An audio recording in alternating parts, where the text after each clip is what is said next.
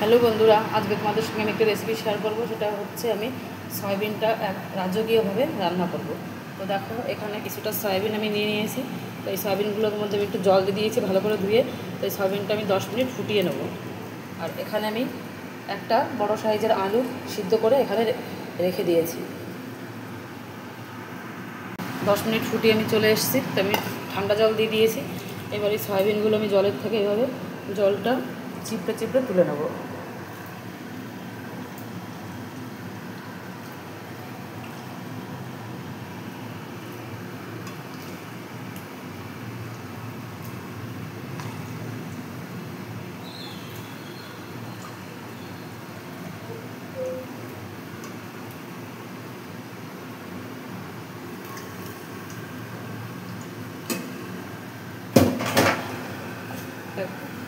এগুলো আমি একটা মিক্সার গ্রাইন্ডে একটু পেস্ট করে নেব। দেখো বন্ধুরা, আমি একটা মিক্সার গ্রাইন্ডার নিয়ে নিয়েছি। তো এর মধ্যে আমি সয়াবিনগুলো দিয়ে দেবো।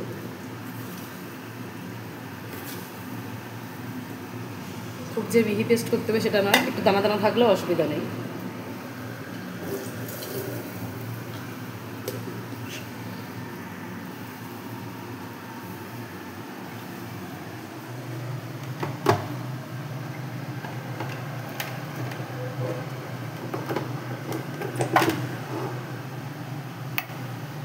আমি এটা একটু ঘুরিয়ে নিই।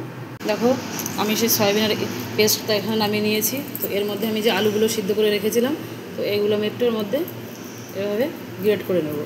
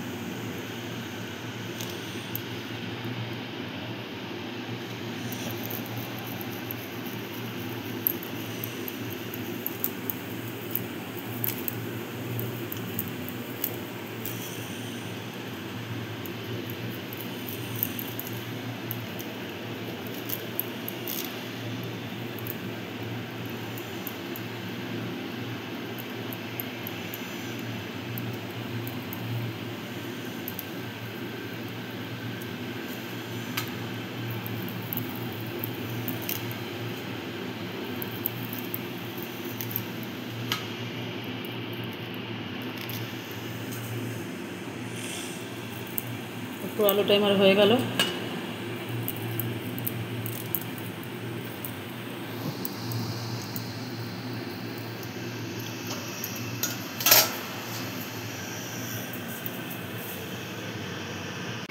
এর মধ্যে আমি এক এক করে কিছুটা হলুদ গুঁড়ো, হাফ চামচ মতো আদা গুঁড়ো, হাফ চামচ মতো লঙ্কার গুঁড়ো, 1 চামচের থেকে একটু কম লবণ, আর এখানে আছে জিরে গুঁড়ো।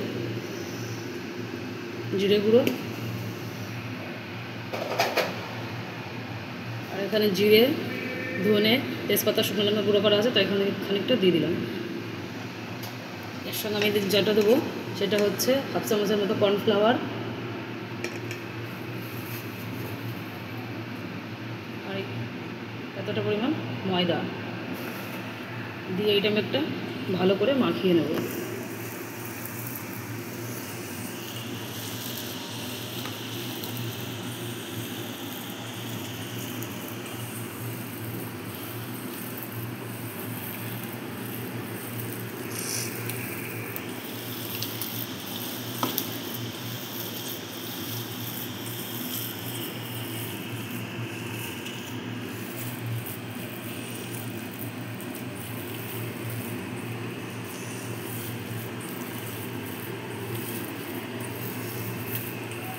ভালো করে মাখানো হয়ে গেছে। তো এখান থেকে আমি এরকম সাইজের গোল গোল করে, কোপ্তার আকার যেমন হয়, মানে গোল গোল করে এরকম করে ভেজে নেব। তো আমি একটা দুটো আমি কয়েকটা দেখিয়ে দিচ্ছি।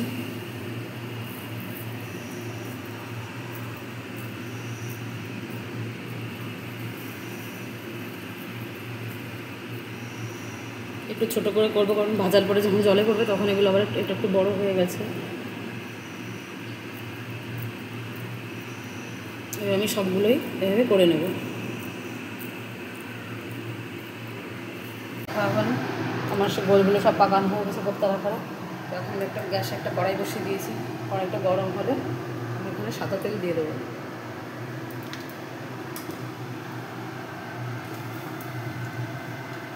সেজন্য সামান্য লবণ দেবো না ছিটকায়।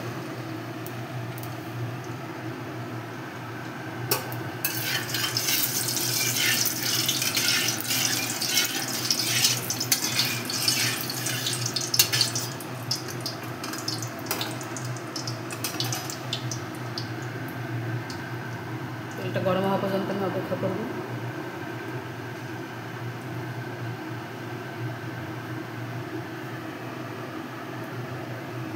এবার এখান থেকে আমি একটা বল আগে দিয়ে দেবো, দিয়ে দেখুন তেলটা ঠিকমতো গরম হয়েছে কিনা। আগুনের আঁচটা মিডিয়াম রেখে দেবো, তাহলে ভালো করে ভাজা হয়ে যাবে। তেলটা গরম হয়ে গেছে, আমি একে একে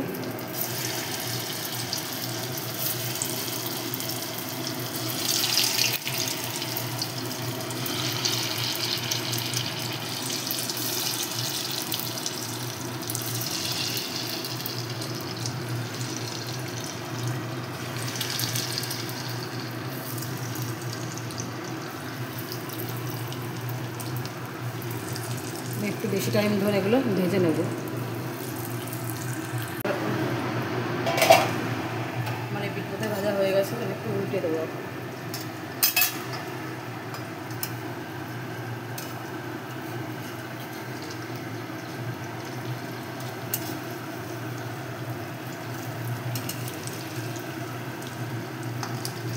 আস্তে আস্তে করে উল্টে দেবো, ভেঙে না যায়।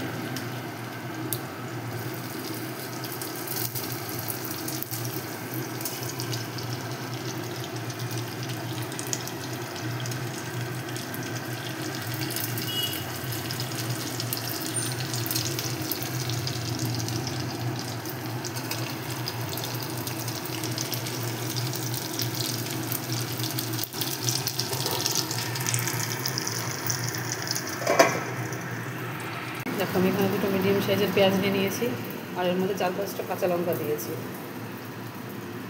এইটা একটা মিহি পেস্ট করে নেব। দেখো আমার কোপ্তাগুলো রেডি হয়ে গেছে, ভাজা একটু লাল লাল করে ভেজে নিয়েছি। ওইগুলো আমি এবার নামিয়ে নেব। কোপ্তাগুলো সব নামিয়ে নিয়েছি। এবার আমি এরকম দুটো তেজপাতা এখানে দিয়ে দেবো।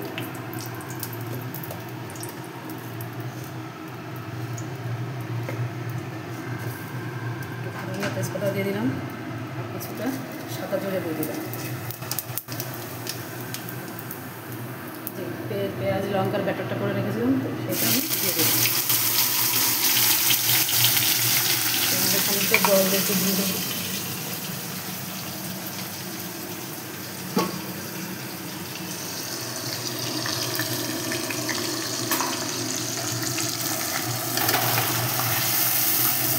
পেঁয়াজটা ভালো করে ভেজে নেব। এর মধ্যে একটু হলুদ গুঁড়ো, লবণের গুঁড়ো দিয়ে দেবো। মশলাটা ভালো করে কষিয়ে নেব। এখানে কয়েকটা আমি কাজু বাদাম নিয়ে নিয়েছি, আর এখানে কিছুটা চারমগজ ভিজিয়ে রেখেছি। এটা আমি মিহি পেস্ট করে দেবো।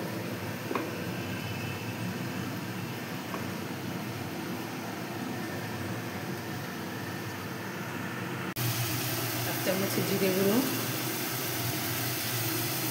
1 চামচ ধনে লঙ্কা শুকনো লঙ্কা, ধনে তেজপাতা সাথে গুঁড়ো করা আছে। এখানে 1 চামচ থেকে একটু কম আদা গুঁড়ো দিয়ে দিচ্ছি। এই মশলাটা আরও কিছুক্ষণ বসিয়ে দেবো, যতক্ষণ মশলা থেকে তেল না ছাড়বে।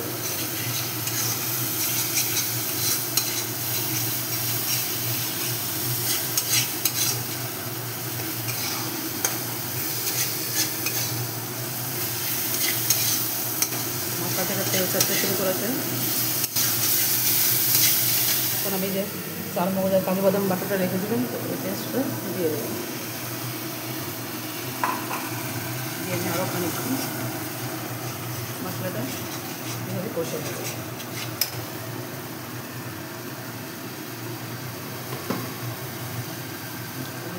বাকিটা ধুয়ে দিয়ে দিলাম একটু।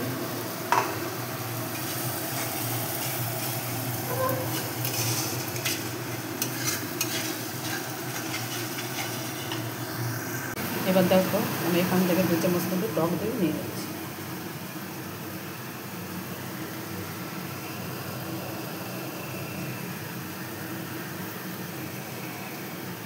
টক দইটাকে ফেটিয়ে নেব যেন দলা না থাকে।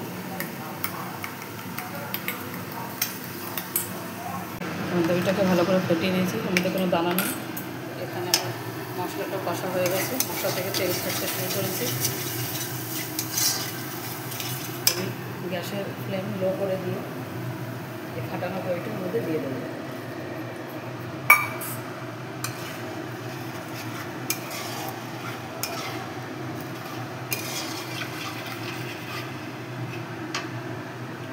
একটু গরম জল ইউজ করবো।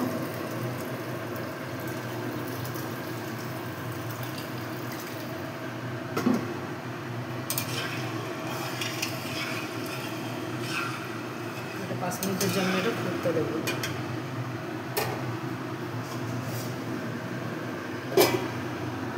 ঢাকনাটা খুলে নিলাম। দেখো গ্রেভিটা ফুটতে শুরু করেছে। এক এক করে কোপ্তাগুলো ছেড়ে দেবো।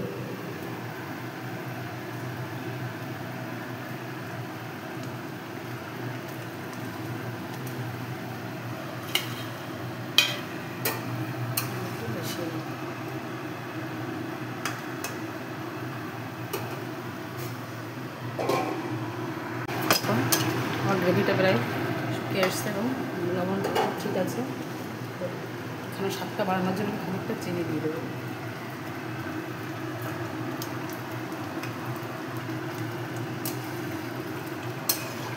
কতটা সুন্দর দেখতে হয়েছে, খেতেও খুব টেস্টি হয়।